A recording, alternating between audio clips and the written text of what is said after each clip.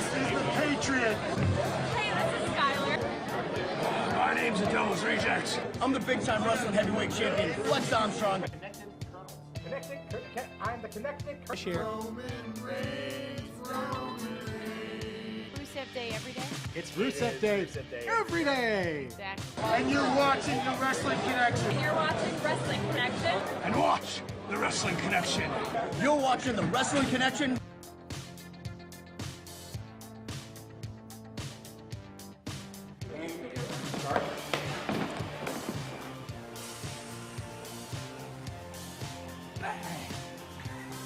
I hear that women gain immortality from licking the feet of babies.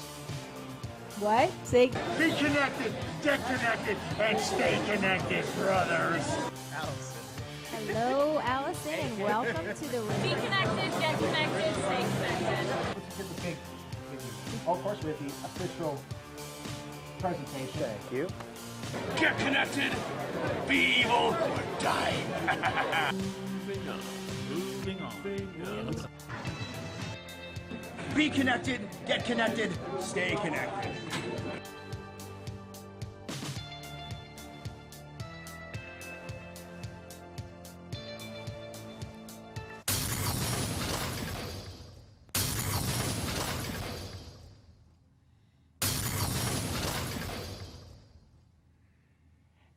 And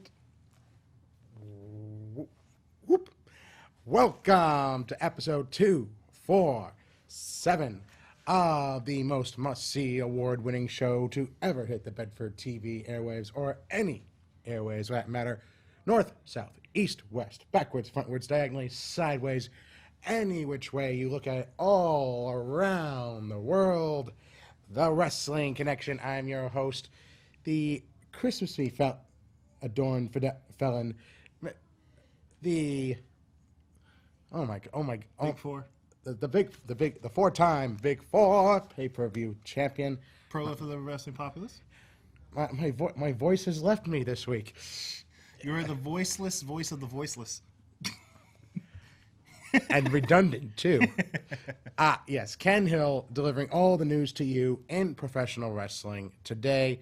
And if I can just push my voice just enough, alongside me, as always, Your consumer of wrestling knowledge, the prize fighter of the Wrestling Connection, the breaker of Kens, the legacy team Kaufman, the dragon longing for the gold. Dan Kaufman is here as well. And your tech guy for the evening. Yes. So we will be doing something new for it, and we're going to see if we can get the pictures up without worrying about the out-of-control booth. Or straining our vocal cords. Or which, straining the as vocal- you can tell, I've done this week. Perfect timing, too. Wow. Okay. So Anyway, yes, it could not come at a perfect time because 'tis the season for TLC, and normally when you think the holidays, you think, oh, tender, loving care. Not today. We are talking about, of course, a timely classic. Tables, ladders, and chairs. Oh, my. Yes, tables, ladders, and chairs. The tables, ladders, and chairs pay per preview. View. At you. View. view at you. It's the paper preview coming at you. Bless you. Yeah, 'tis the season. Tis the season for a cold. I do apologize for being under the weather. I will try to deliver all of the news to you in professional wrestling as only I can. Well, trying not to sound like Triple H. Yeah, you had that bit of the nasally Triple H coming out. Oh, at least all I need is the nose now, don't I? And give me time. I'll try and edit that. I'm about quarter of the way there. Anyway, like I said, we have a very stacked card for you. We have Yes, indeed, we do. we got 5. We got 10, 12 matches. 12, whopping 12 matches. Yet another. Some say stacked. I say Built. Just like after the Christmas turkey. Bloated. Well, let's start with the very first match that was ever announced for TLC. Do we have to? Yes, we do. Oh, no. Oh, yes, of course. The finals of probably the most cursed season in not just wrestling in WWE history, but all of television. Jeez, the sheer amount of teams that switched around. And got replaced. The mixed... Let's put it this way. Last Mixed Match Challenge ended with Asuka and The Miz winning. A viable team, especially since Asuka was undefeated at the time. Exactly. And yet but here's the thing. It was also much more entertaining. It was much more fleshed out. It was elimination instead of round robin. Exactly. So, I mean, you had more time to map out the matches. You had more time to piece things together. You had more time for the entertainment to come, the chemistry to come together between opponents, between teammates.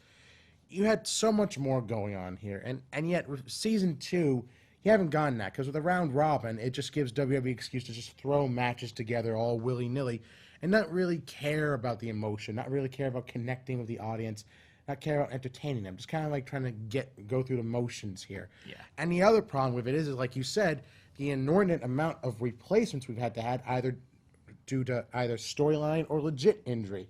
I mean, you had Kevin Owens with legit leg injury. Yeah, he got replaced with Bobby Roode. He got replaced with Bobby Roode. I mean, Braun Strowman and Alexa Bliss, the team everyone was looking forward to seeing the most, got replaced immediately to Braun and Ember, and then became Ember and Kurt Hawkins, of all people. Exactly. So, I mean, and these were two of the few teams that did not get replaced. So you had to imagine there was a lot of shuffling around. Very true. With this. And now, so if blank us out for a second, because, well, I mean, they're obscure anyway, but we don't want to screw them any more than they already are. Well, let's put it this way. We have Raw's version, which literally is okay. And on the SmackDown side, we actually have a team that everyone enjoys, but no one takes seriously. Right. Once again... You got Mahalisha. So Mahalisha and the Fabulous Truth. Yes. Jinder Mahal, Alicia Fox versus R-Truth and Carmella. Now we remember that the winner of the Mixed Match Challenge 2 not only gets money for their charity, but also gets 2 big rewards. A all expenses paid vacation and the coveted number 30 spot in their respective Royal Rumbles. So it's normally, yeah, you would think it's a big deal. But again, you look at these 4, is it really going to make a difference who wins this? Because we know none of these 4 are going to factor into this. Pretty much. So it really doesn't mean much of anything here. Except maybe for the comedy factor with Truth and Carmella. Right now, I'm just going to go out and pick Truth and Carmella to win, simply because I get the sneaking suspicion that they haven't specified that both members get a number 30 spot. It's just whoever wins. So maybe whoever gets the pinfall. So say Truth gets the pinfall over Mahal. Could you imagine that number 30 comes along in the Women's Royal Rumble, and suddenly, of all people, comes out R-Truth?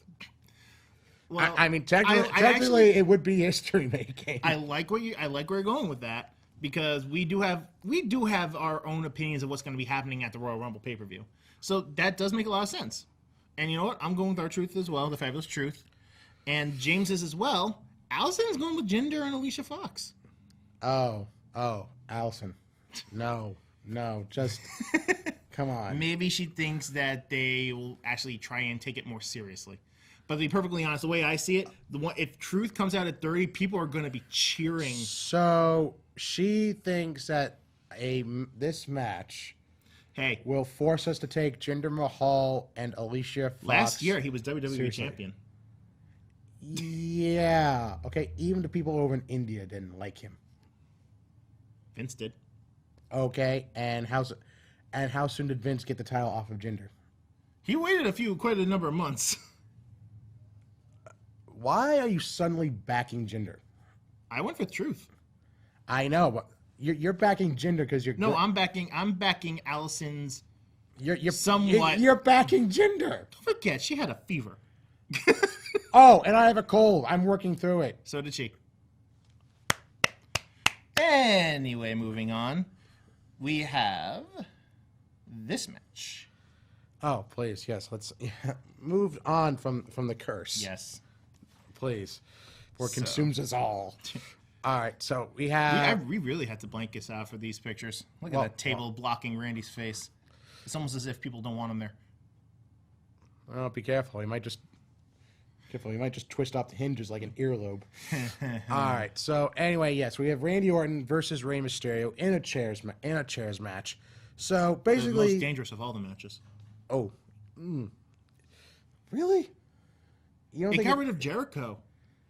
you don't think a TLC? You don't think a TLC match is more? I think risk- they're numb to the pain at that point. okay. So yeah, Rey Mysterio versus Randy Orton in a chairs So match. basically, Randy's just being Randy. Orton's just continuing his mission, his destructive mission of deconstructing the heroes that we as fans have built up for so many years. Mm-hmm. He did this with Jeff Hardy, absolutely destroyed him. Now with Ray, he's planning on doing the same thing.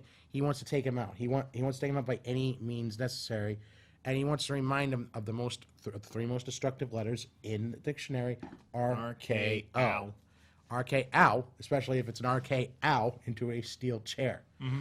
So, yeah, can you, blank us out for a sec. Sure. I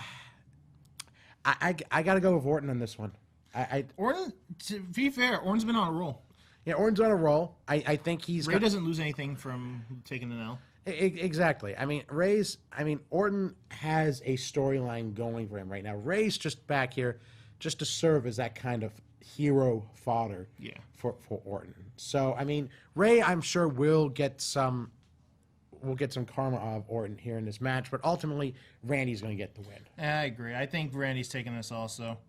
Everyone thinks Randy, actually. No one's picking Ray for this one. Clean sweep. Sorry, Ray.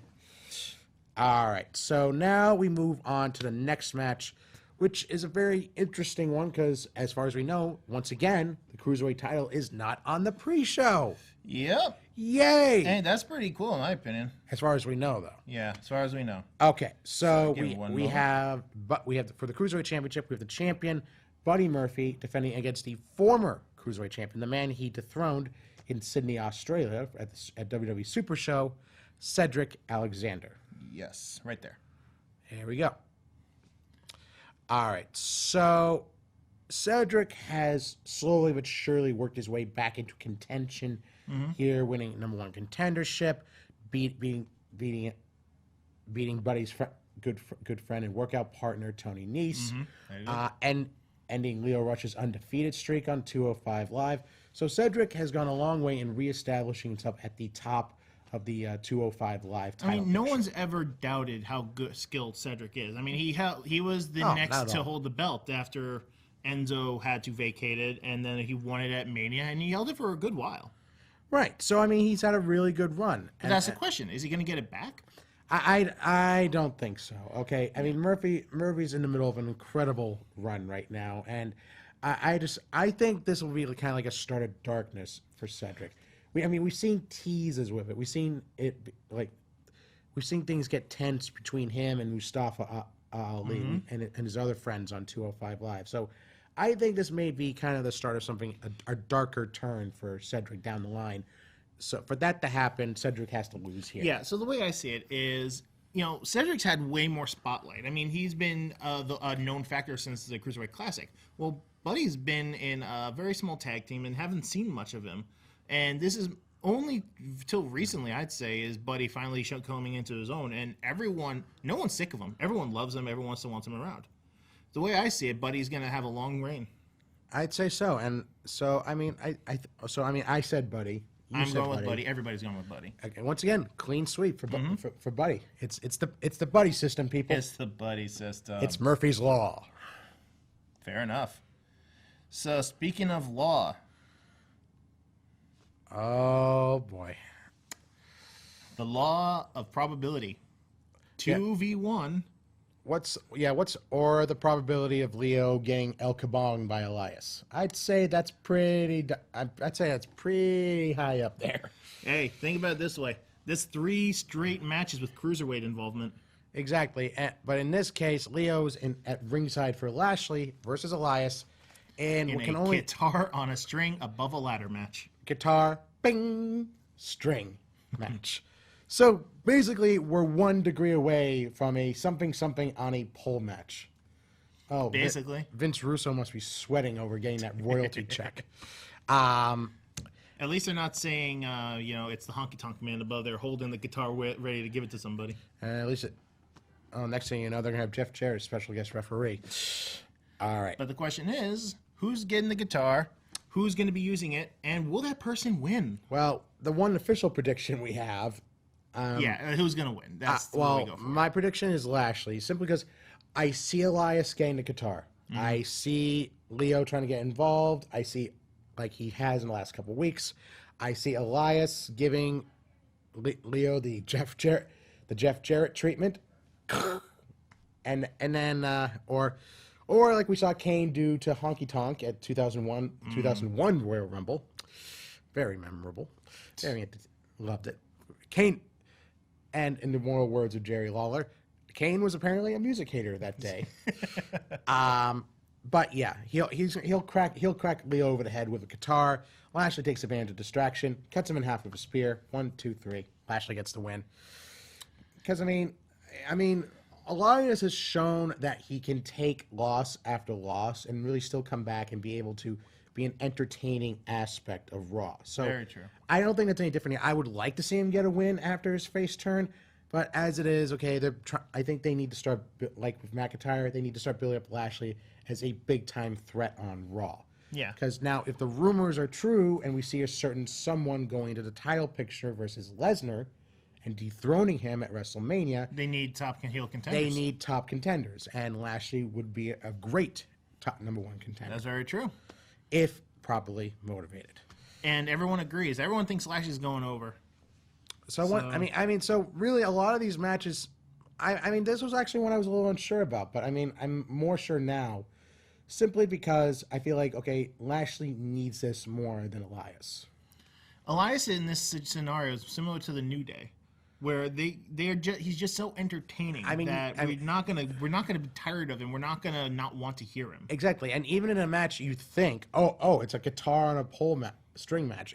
This must be tailor made for Elias to win. Yeah, well, don't forget he was also in that Symphony of Destruction match, and he smoked, and he got smoked there too. Yep. So never say never. Yeah. Speaking of people that need to be built up strong, we are talking about the Scottish psychopath Drew McIntyre going up against Finn Balor. Now, there's a lot of hoopla surrounding this match, if you will. I mean, considering the fact that Finn Balor is heavily responsible for Drew's first ever pinfall loss on the main roster to Dolph Ziggler, who's not even on the card. Well, that's the thing. He's not on the card, which I felt will he interfere like Finn Balor did for him? I doubt it, because you have to remember, Ziggler is his own. He's out for himself. Yeah. Okay, he's made it clear after ripping off Roman Reigns, he's not a good guy. He's not a bad guy. He's just out for himself. Yeah. He's not going to do something just to, He's not a good guy. He's not a bad guy. He's just there. He is. He's just there. So, I mean, he might get involved. I don't know. But as it is, I feel like McIntyre not necessarily needs this, but he needs it more than Finn. Because Finn's just kind of... Drew's been insanely pushed. If you think about it, he went clean through Kurt Angle. Right, he went clean through... He was the first to get an elimination on the Survivor Series men's match in seconds against Samoa Joe, who people take as a serious threat, regardless of how they book him. Right. So I mean, he's been smoking everyone, and he even got his own appreciation day, and a gold medal. Yes. And even when Ziggler got the win over him, a fluky one, if you will, he came right back, dominated Ziggler, and even when it seemed like Ziggler was going to close in on yet another victory, McIntyre snuffs him out just like that, and even goes the extra mile, cracking him up against the LED board with another Claymore kick. So basically, no one would fault anybody for going with Drew. So I mean, do I see Ziggler getting involved to get revenge? Yes, but do I think it'll backfire? Yeah, I think either it'll be backfire or it simply just won't be enough. All right. Well, yeah, I'm going with Drew. In fact, he's my lock. Ooh. Yeah, he's my lock. And Allison and James both went with Drew. This one hurt Allison because she's like, "Is it Finn as Finn or Finn as the demon?" It's like Finn as Finn. It's like, I mean, that's the interesting question. Will Finn come as the demon? Will he? Every time he's come as the demon, he's always teased it. Right, and the other question is like, okay, will he come at all? Because that's another question. 'Cause Illness, considering yeah. he's been out with illness, like there's no word whether this is just a legit illness or just something storyline. You know, there's so many matches. It wouldn't surprise me if 1 or 2 actually get pulled. Like this one. So Like this one, like Drew comes out and they say Finn can't compete because of illness, and Drew just gets it by forfeit. Yeah, McIntyre gets the win by forfeit, so that benefits us. Hey, Yep. hey, no There you complaint. go. Hey, no complaints there. All right, so the next match, the first women's match, we'll be referring Oh boy, to. Yeah. this one I got a beef with. So you gotta understand, they're bringing in Jen the Anvil Neidhart a lot in this one. I mean, Natalia has come out and said, you know, my father was a superstar and he was a Hall of Famer. You know, he understands the business, and in her eyes, this is his last run. oh come on. I mean that's Eddie Guerrero territory right there. I honestly disagree. I feel that Eddie's death was so sudden while he was still an active competitor. Jim has been retired. right. So, and people know that his health has not been as good as it could be. So I feel that they're not just suddenly just grabbing this as fast as possible. I understand that. The point I'm trying to make is that, okay, to call it, his last run, okay, it's schmaltzy.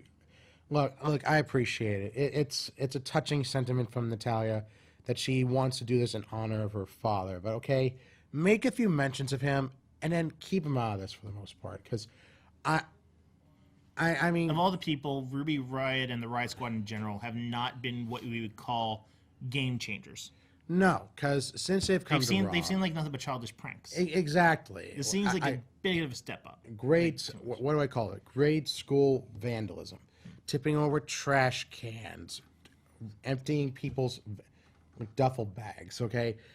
You know, graffitiing the walls with lipstick, ketchup, and mustard, or whatever they can get their grubby little hands on. Yeah, not spray paint because they're not allowed. They don't stay in venues. So Exactly. So that's what irks me so much about this, is that they suddenly jump from childish pranks and, like I said, grade school vandalism to desecrating the last vestiges of a WWE Hall of Famer and Natalia's father. Now, here's the thing. Was it a very heelish, despicable thing that, okay, a heel would do? Yes. 100 times, yes. But the problem is the transition. Okay, they went from just being little jokey, you know, rambunctious trio to like doing just that, like 0 to 60 and like 0 to 80 in 6 seconds. Here's an example. When CM Punk brought up Paul Bearer's passing to The Undertaker, it's not like we didn't think CM Punk couldn't do it. You know, CM Punk had come out and he's been despicable. He's been, you know, out there and outspoken. He came out and saying he was believable in what he did there. And even then, he didn't really trash Paul Bearer. right. And okay, this is also a guy that came out as leader of the Straight Edge Society, like, you know, creepy beard and all, and saying happy birthday to Rey Mysterio's daughter Aaliyah. Oof. Yeah. Okay. So we know he used to do despicable things. Yeah. So, but again, I'm talking about the transition. I'm talking about the timing.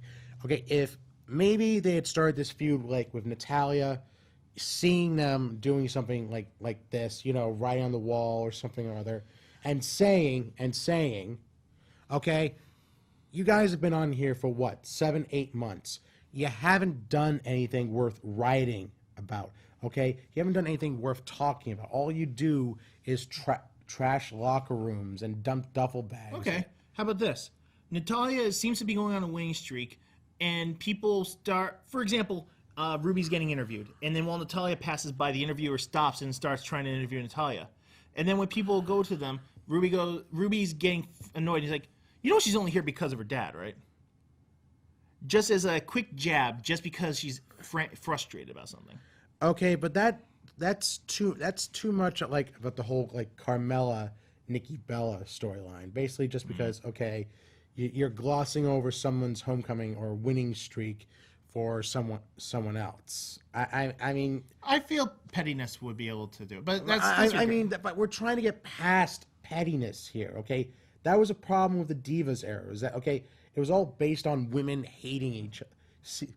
Like that's why we're way more interested in the SmackDown side at this point. Right. So the point I'm trying to make is this: if you had Natalia come out and say, get a little real, okay? Because that's what they try to do nowadays. They try to get real with the storylines, saying, okay, all you've ever done is like kick over trash cans, empty duffel bags, write on the walls in lipsticks, like you're 6, 7 years old. Like, okay, you haven't done anything in note. You haven't won any championships. You haven't done anything that's worth talking about. So why don't you just go back to grade school where you belong, and see that will light a fire in Ruby. It would inspire her to do something truly heinous, truly despicable, and thus comes out, grabs Jim Neidhart's glasses.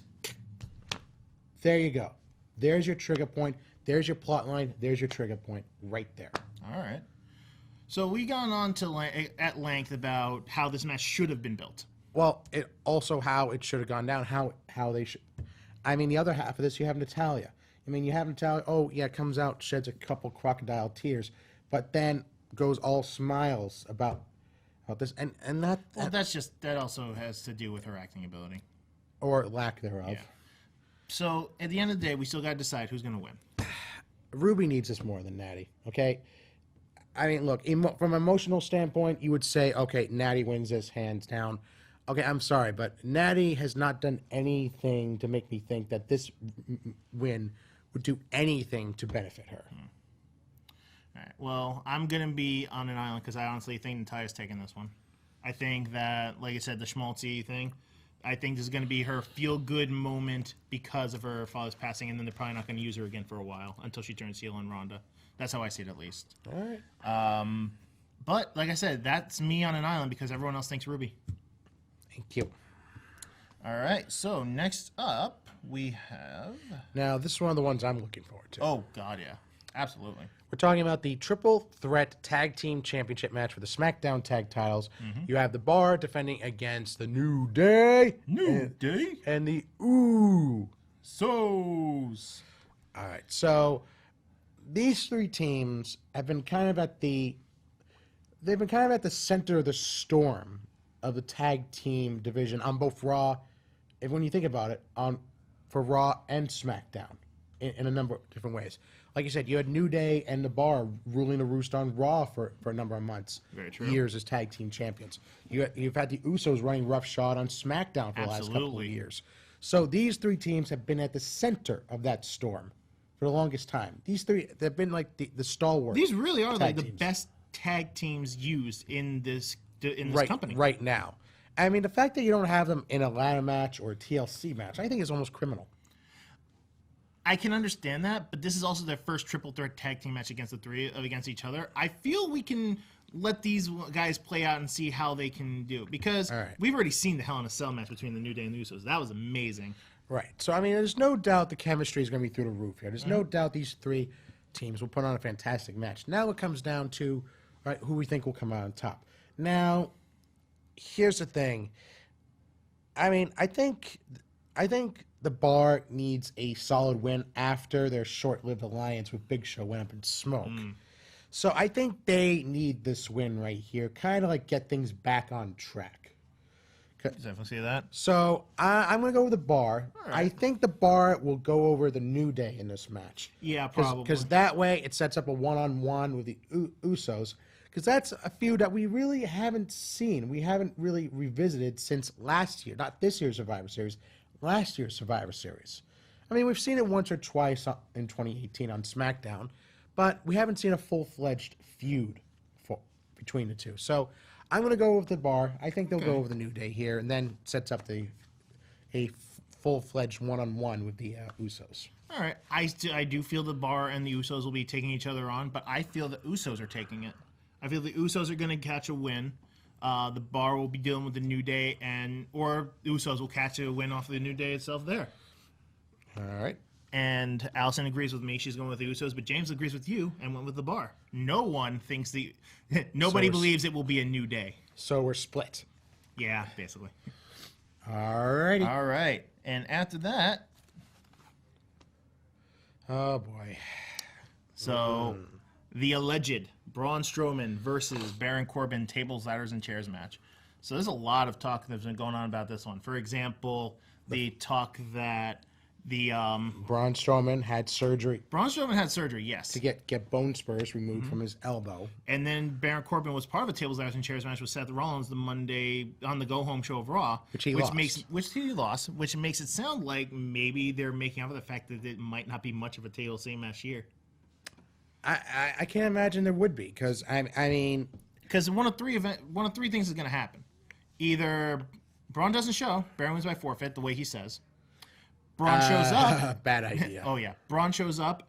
Very short match, 1 power slam, 1, 2, 3, no TLC match.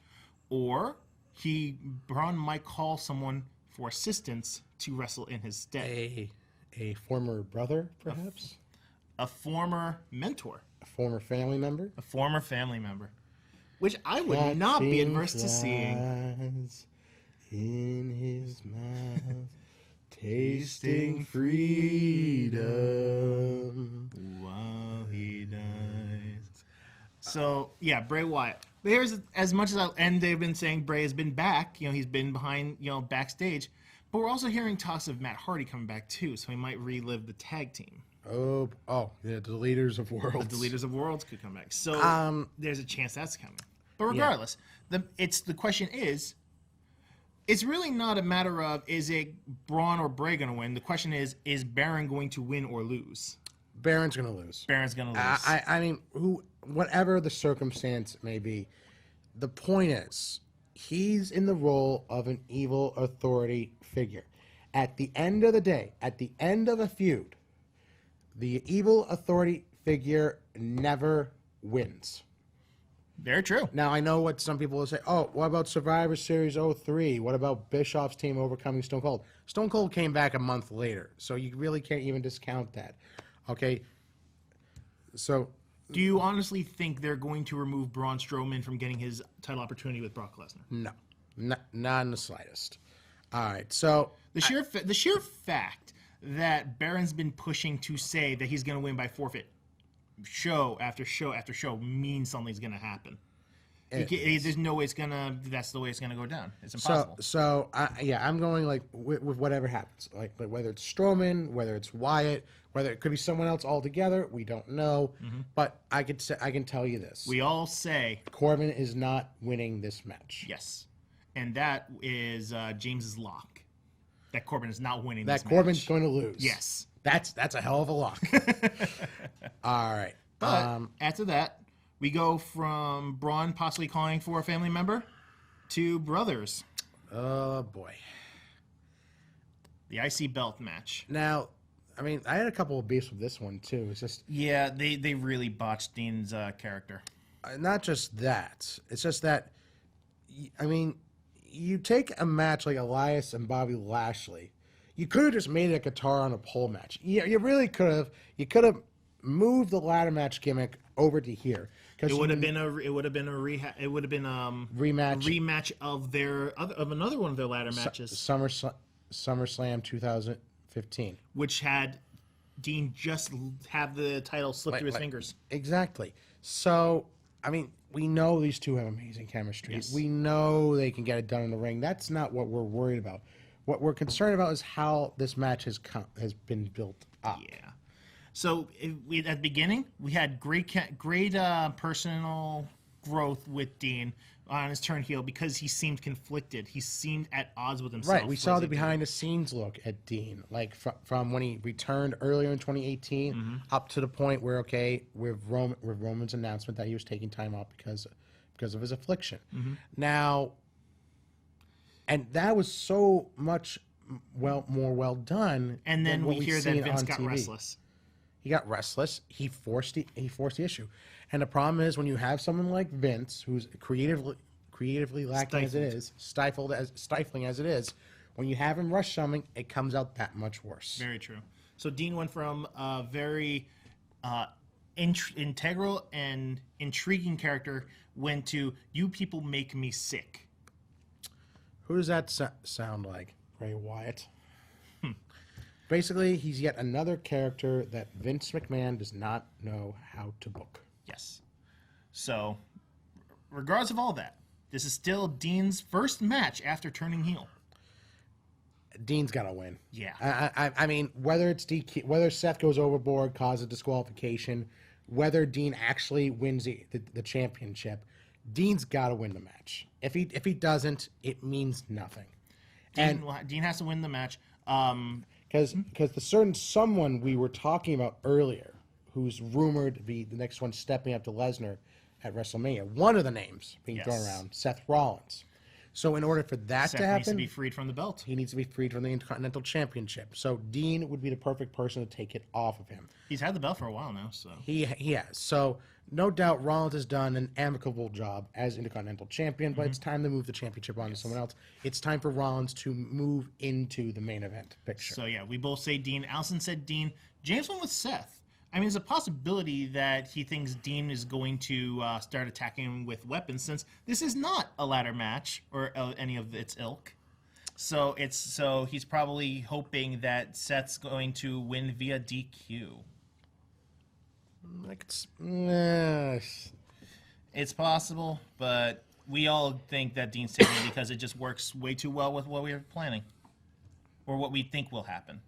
Regardless, that's that match. Oh boy. And here comes. Boop. Oh boy. Ronda versus Nia. Part 2. Hey. Oh boy. So this is one of those things again. We love Ronda matches. They're always amazing, but the lead up is not always great. No. And Nia has just been digging herself into a hole where she went from someone that people hated because of an accident to someone that people are giving the Tamina treatment because they're stopping their ability to care. Exactly. I mean, she and Vince are deliberately taking what was an accident and turning it into something more. Now, I won't say that maybe it wasn't smart of Vince to try and take advantage of this, but the problem is they've gone the wrong way about it. Yeah. They've turned Nia into someone completely unlikable. Mm-hmm. Not just from a character standpoint, but as an actual human being. The fact that she just comes off as sounding just totally unlikable. This is after she got that award. She got nominated for that award for Game Changer. For Game Changer, and like a lot of people think that she wasn't worthy of it. They think it's a very unfortunate scenario where people think the only reason she's getting is because of her build. Because of her build, because of her relationship with The Rock. Her cousin, yeah. her relationship with The Rock, being cousins, distant cousins, and it's just. I mean, I'm sorry, Ronda all the way. Yeah. Ronda, lock of the night. That's your lock? That's my lock. Okay, Ronda gets in, taps out, armbar, tap out, move on. 1, 2, 3, please. Tamina, no factor. Tamina is not going to play a factor in this. Yeah. I mean, maybe for like a minute, but Ronda wins. Yeah. No one's arguing this at all. Ronda gets everybody's vote. Right. Ronda throughout the board. Okay, so now, a pretty interesting match. This one also, no stipulation, just straight up Daniel Bryan, AJ Styles, WWE Championship on the line. I'm sorry. The new Daniel Bryan. There's a big difference. Because now he thinks you are sheep and you are fickle and you are destroying the planet. Fickle. And we're loving him Fickle. for it. It's fun. It's funny when we're laughing at how much he hates us. All right, and we're also laughing at the fact that apparently he's not aware of what that belt is made of. I mean, how soon before we get a hemp WWE Championship belt? I mean, he comes out in really, really comfy-looking clothes. Yeah, and he also comes out with a animal leather strap on his shoulder. Is someone going to let him know? Okay, because I'd love to see him. I love to see the meltdown when he realizes he's been carrying animal hide on his shoulder. We got to get to him on Twitter. We got to do it, man. We got to do it for the cows. We got to do it for the cows, man. All right. So, brand new heel Daniel Bryan versus hothead AJ Styles. Hot-headed face, southern fried face, AJ Styles. I mean, this is going to cement whether or not AJ's going to have the belt at Mania, probably.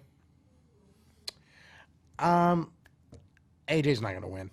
No, I don't think so. No, the new Daniel Bryan needs new competition. He needs new competition. I imagine that. I mean, if there was any match I thought would have been a TLC match, I thought this would have been it. But as it is, I think it'll be a great match. I think, like, a lot of people say the most anticipated match is Becky versus Charlotte versus Asuka. I think the match that may steal the show, if not the triple threat tag title match. So the reason why we have to say steal the show is because everyone expects the women's triple threat to be the best card, and if it is the best match, then you can't really steal the show, can you? That's true. That's a very good point. All right, so for my pick, I gotta go Daniel Bryan. Sorry, the new Daniel Bryan. Oh. Everybody agrees. Everybody is going with the new Daniel Bryan. Well, technically, 3 of us are going for the new Daniel Bryan, and one person who is not aware that there is a new Daniel Bryan just went with Daniel Bryan. But that man is dead. Brock made sure of that. Ouch. Yeah. Okay. But now moving on now for to the most anticipated match of the night. Hello, girls. The first ever women's tables, ladders, and chairs match, a triple threat TLC match for the SmackDown Women's Championship. You have the champion Becky Lynch versus Charlotte Flair versus a somewhat rejuvenated Asuka. So, I mean, originally this was just a one-on-one match. Now you have Asuka winning a battle royal to get in the mix. Now you have a triple threat match between probably the 3 top female superstars on SmackDown, if not WWE. Very true. Now, I mean, this has implications for not just the Royal Rumble, but for WrestleMania, for even beyond that. Now, this match is really going to cement how the rest of the road to WrestleMania is going to go. Exactly. It's not starting at the Rumble. It's starting here. I gotta go with Asuka. I gotta go with Asuka. I think this is the perfect way to get her back on top of the division. Really, to get her back to where she was last year when she won the first ever Women's Royal Rumble. Before she lost to Charlotte at WrestleMania. Before she took a very steady downward turn for the rest of 2018. I think this would be the best way to get her back on top going into 2019. I could definitely see that. I feel that Becky's going to retain. I feel that Becky is going to eke out here. First off, I think Rana might cost Charlotte to get a feud between them for Rumble. I feel maybe. Trade. Which leaves it between Becky and Asuka. And if Becky ekes out a win here, that means it'll be the 2 of them taking on each other at Royal Rumble. And then Asuka could take the belt there. And if that's the case, Becky's without a title. So what's a Becky to do? Challenge. And that leads to what could happen for a road to WrestleMania. Ronda versus Becky. And what better way to do it than if she loses the belt at Rumble and then forces her way into the Women's Royal Rumble. Maybe R-Truth is the 30 spot for the men's, but Carmella does not end up getting out there to be the 30 for the women. Interesting. It's a nice thought. And again, like I said, there's a lot of intrigue. There's a lot of divisiveness right here. I mean, I think one direction, you're thinking another direction.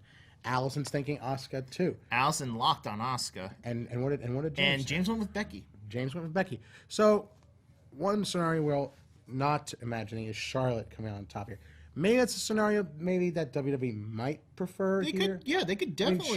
Charlotte's always been a default as far as holding a championship goes. All else fails, okay, go with Charlotte. She's been like the. I mean, no one's really gonna lose face here because no one's gonna be getting pinned. Right. So I mean, you really can't lose coming out of this match. I think it'll be a fantastic match. Absolutely. Match of the night. 100%. That's what I agree. All right. So now for the match times. Now here's interesting because we don't really have a solid grip on what the main event is. It could be Daniel Bryan versus AJ Styles.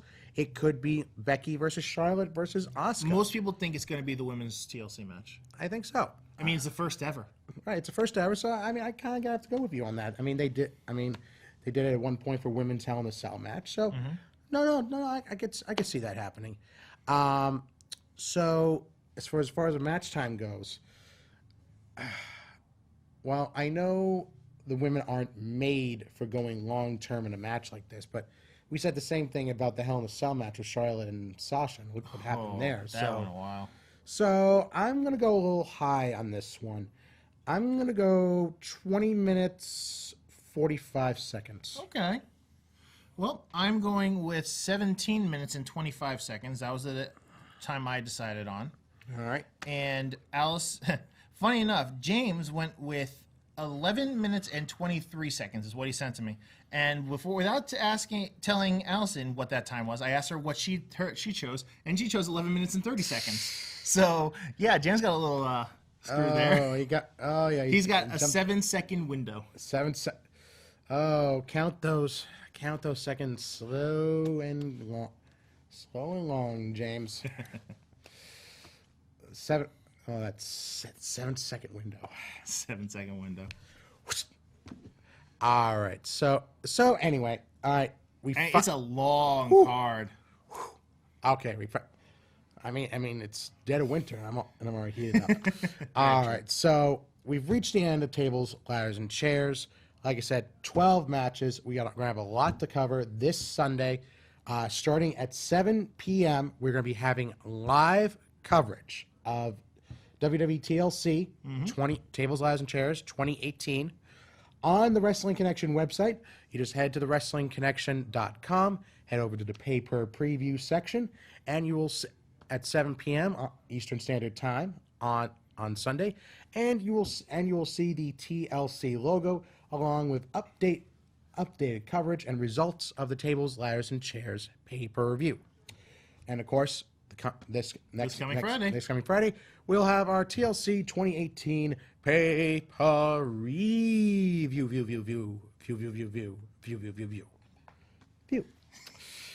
All right. So, but in the meantime, for Dan Kaufman, for Nick Giglio in the Out of Control room today, for everyone in Bedford TV and here at the Wrestling Connection, we not only want to wish you happy holidays, safe weekend, happy shopping, and remember, as always, to be connected, get connected, stay connected. Play us the Kermit. It too many times to ignore it. It's some things that I'm supposed to be. Someday we'll find it, the Wrestling Connection. The lovers, the dreamers, and me. La da da dee da da doo. Da da da da da dee da. Ooh.